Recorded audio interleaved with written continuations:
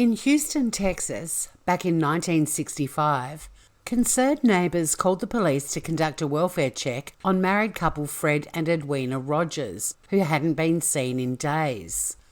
Police arrived at the house, and after knocking on the front door many times, they eventually kicked it in and searched the house, including the fridge and freezer, which contained numerous bags of what appeared to be meat. The police assumed it was hog meat, a common protein found in many Texas homes back in the day. Sadly, it wasn't pork at all, but rather many pieces of Fred and Edwina's dismembered bodies.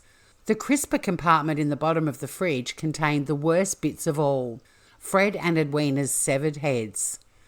According to the medical examiner, the dismembering was a fairly neat job. Not surprisingly, the couple's only child, 43-year-old Charles Rogers, became the instant number one suspect. Charles was a random dude, a bit of a recluse who still lived with his parents and who only communicated with them via notes that would be slid under his bedroom door. He rarely left the house and was only seen on a handful of occasions by neighbours in all the years they'd lived in the same street. But before the police had an opportunity to speak with Charles, and despite a huge manhunt that ensued, Charles managed to disappear and was never seen or heard of again. A book written about the murders many years later alleged Charles was emotionally and financially abused by his parents. In fact, it was Charles who owned the house they all lived in, and it appeared his parents had been forging his signature on documents transferring deeds of title to many properties that he owned back to them. Charles was officially declared dead in 1975, so we'll never know who killed his parents, even though it seems most likely it was him. But the point of starting this episode is that Fred and Edwina Rogers were murdered on Father's Day in 1965. And since Father's Day is looming here in Australia, this Sunday, the 6th of September, a huge shout out to all the dads listening. I hope your day is a little cheerier than that of Fred and Edwina. I'm Tori Hodgman, and welcome to the Smooth Criminal Podcast.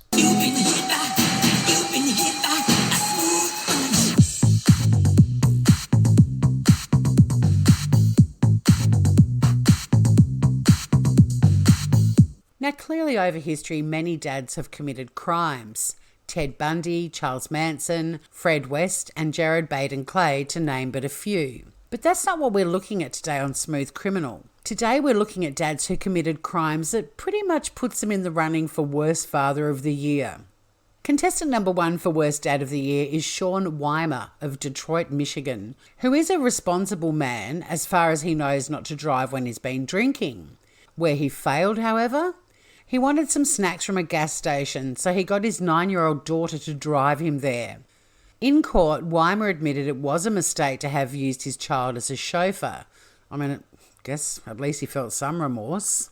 But it's not just in the US where dads have asked their kids to drive. This time to India, where another 9-year-old, but a boy, drove his dad's 483 HP Ferrari F430, I think that's 483 horsepower, Ferrari F430, at his dad's request for a YouTube video. The dad was charged with endangering the life of a child and also allowing a minor to drive. And back to the US, where another contender for Worst Dad of the Year, Mr. Randy Lewis, had knocked back 15 beers along with some other liquor at a party when he realised he was too drunk to drive home, so he asked his 10-year-old son to do it.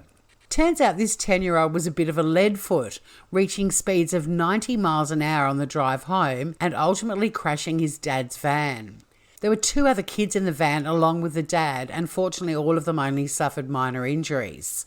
Lewis was charged with drunk driving, even though he wasn't at the wheel, but he was an intoxicated supervising adult.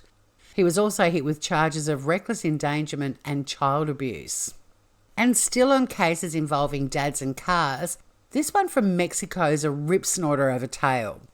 In October only last year, motorists on a highway in Zapopan were absolutely horrified when they noticed a fast-moving SUV with a toy car strapped to the roof, with 2 little kids sitting in it, and even worse, it was absolutely pissing down at the time. Other motorists managed to get video footage of the kids trying to shelter each other from the rain and also the wind due to the SUV travelling at high speeds. Although I was unable to find the outcome, the dad driving the SUV was facing numerous charges, and many people on forums where the footage was posted were pushing for him to also be charged with child abuse. And in the Sydney suburb of Waterloo in Australia in 2017, a man was charged with drink driving, dangerous driving, and resisting arrest after he was pulled over driving erratically with a 10-year-old boy sitting on his lap. According to the report of the New South Wales Police Motorcycle Response Team, the kid was actually the one steering the car at the time they were pulled over. Now, deadbeat dad blew an alcohol reading of 0.248, more than 4 times the legal limit. Isn't it interesting? You need a license to drive a car, but you don't need a license to have children. You might remember back in our 000 or 911 episode, we had a case where a dad called emergency services because his son refused to find a job. Well, in this next story, another candidate for Dad of the Year took his son to work.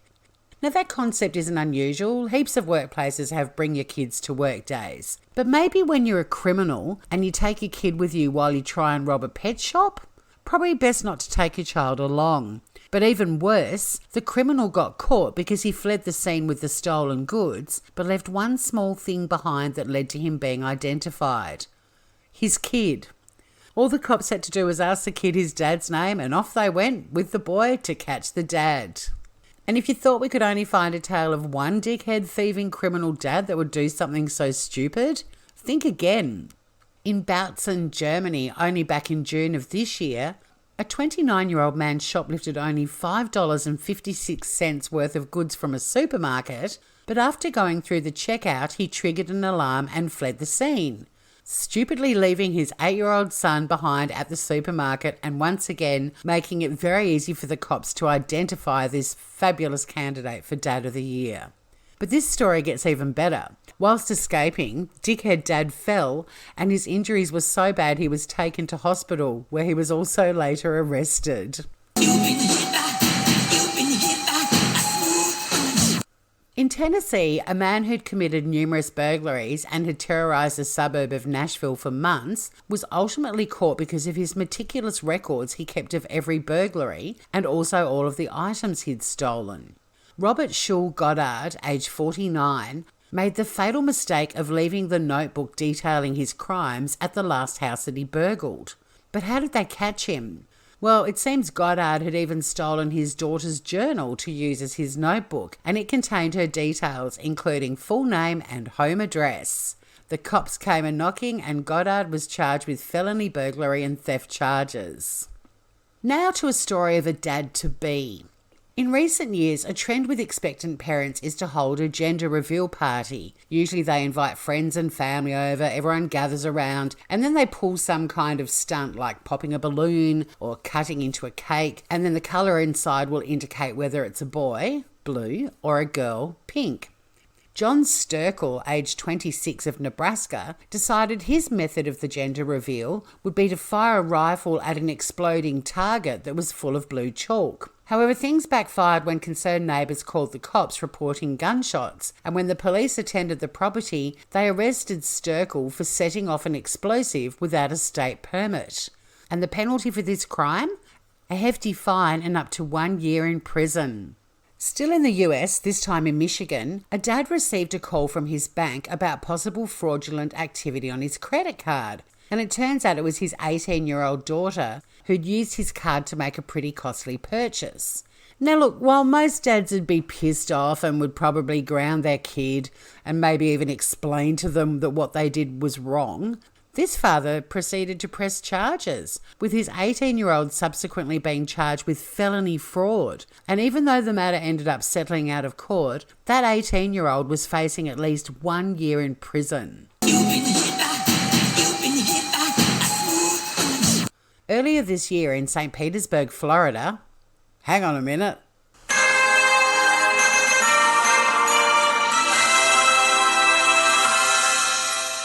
A dad arrived home to his $4 million penthouse to discover a burglary was underway, and the quick-thinking man jumped on and tackled 30-year-old Terrence Hoover, who somehow managed to wriggle out from under the super dad and escape. A few days later, Super Dad was able to identify Hoover in a police lineup, and a week later he was arrested for burglary. According to police reports, Hoover was a most unsavoury dude with a rap sheet that included prior convictions for domestic violence by strangulation, aggravated battery, burglary, aggravated assault with a deadly weapon, and kidnapping and false imprisonment. But the best part of this tale is that Super Dad is the dad of a world-famous singer, who no doubt was very proud of her dad, as he would be of her, his daughter, Taylor Swift.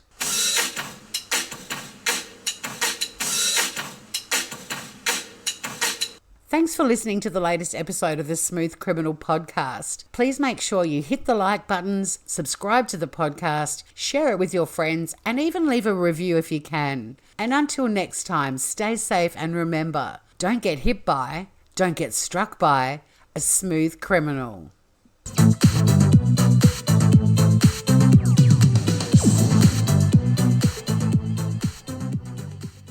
Happy Father's Day.